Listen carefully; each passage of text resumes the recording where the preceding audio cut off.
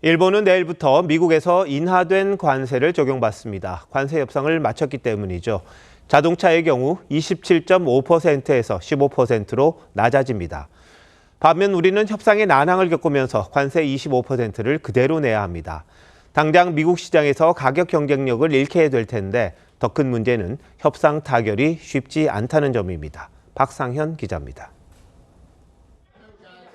미국과 협상을 통해 자동차 관세를 15%로 낮추기로 합의한 일본. 내일부터 인하된 관세를 적용받습니다.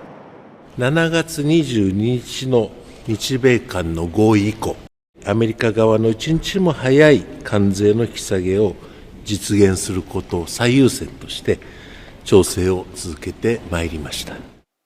반면 북미 시장 최대 경쟁자인 우리나라는 여전히 25% 관세를 적용받습니다.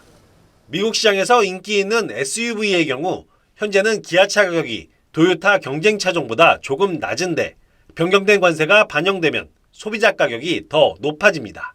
소형차 역시 일본 경쟁 차종보다 더 비싸집니다. 관세 1% 이상만 차이 나더라도 또 소비자들한테 가성비 좋게 접근할 수 있는 부분들인데 10%는 할과 땅 차이라고 보셔야 됩니다. 증권가에선 25% 관세가 유지될 경우 3분기 현대차 이익이 1조 2천억 원 줄어들 것으로 예상했습니다. 가격 경쟁력으로 일본 차와 경쟁해온 우리 자동차 업계가 전례 없는 위기를 맞았지만 한미 관세 협상은 세부 사항을 놓고 여전히 난항입니다. 지난주 산업부 장관에 이어 통상교섭본부장이 다시 미국 길에 올랐지만 타결을 장담할 순 없습니다. 균형적인 협상 결과 그리고 또 공정한 협상 결과를 만들기 위해서 어떤 지난한 협상의 그 과정이다 그렇게 봐주시면 될 것 같습니다. 다급한 자동차 업계와는 달리 정부는 협상 시간에 신경을 쓰지 않고 국익에 도움되는 방향으로 협상하겠다며 사실상 장기전에 들어갔습니다. TV조선 박상현입니다. 미국과의 관세 협상이 타결되지 못하면서 혼란스러운 상황이 계속되고 있습니다. 그러자 차라리 합의를 파기하고 25% 관세를 적용받는 대신 대미 투자액 3,500억 달러를 아끼자는 주장도 나옵니다. 신유만 기자와 함께 이 주장이 실효성이 있는지 따져보도록 하겠습니다. 신 기자, 지금 현재 우리 관세율은 얼마입니까? 네, 우리 통상교섭단이 미국과 큰 틀의 합의를 한 게 지난 7월 31일입니다. 당시 합의 내용으로 알려졌던 건 상호 관세 15%, 자동차 관세 15%, 철강 관세 50%인데요.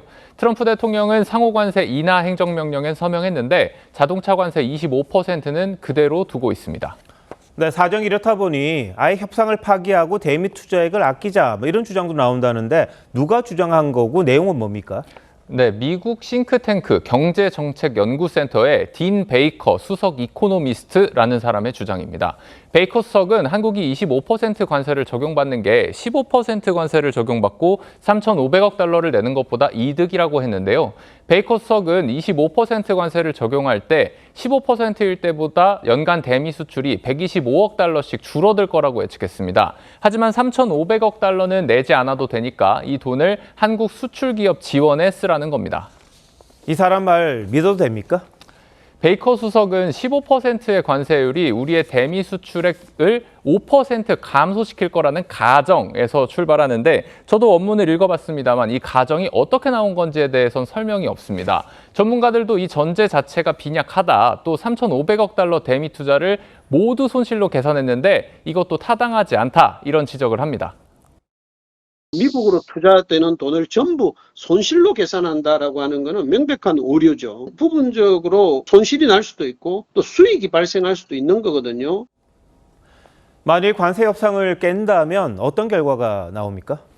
트럼프 대통령은 이미 정치적 이견을 보인 인도와 브라질에 50%라는 징벌적 관세를 매겼습니다. 합의를 깨도 여전히 우리가 25% 관세를 적용받을 거라고 기대하는 것 자체가 허상이라는 겁니다. 베이커 수석은 인터뷰에서 트럼프 임기가 2029년에 끝나고 민주당이 정권을 잡으면 상황이 바뀔 거다, 이렇게 기대를 했는데 그것도 보장된 건 아무것도 없습니다. 예상되는 문제는 이뿐만이 아닙니다. 미국과 밀접하게 연관된 우리 안보에 문제가 생길 수 있고 우리 기업들이 사용하는 원천 기술에 대해 미국이 규제를 할 수도 있습니다. 한국과 중국은 이미 디커플링이 시작이 됐기 때문에요. 미국의 관세 조치에 대응해서 맞불을 놓기보다는 미국과 같이 나아갈 그런 방향을 모색하는 게 훨씬 더 중요합니다. 또 지난해 10월부터 올해 7월까지 미국이 수입품에 부과한 관세와 일부 소비세는 우리 돈으로 총 210조 원, 지난해 같은 기간 대비 2배 가까이 증가했습니다. 다음 대통령이 누가 되든 이 수입을 포기할 가능성은 낮다는 지적이 나오는데요. 트럼프 임기만 넘기면 되는 그런 문제가 아니라는 겁니다. 네, 이게 협상이 자꾸 장기화될수록 우리 수출 기업의 타격이 커질 텐데 어떻게든 좀 빨리 타결해야 되는 것 아닌가 싶기도 하네요.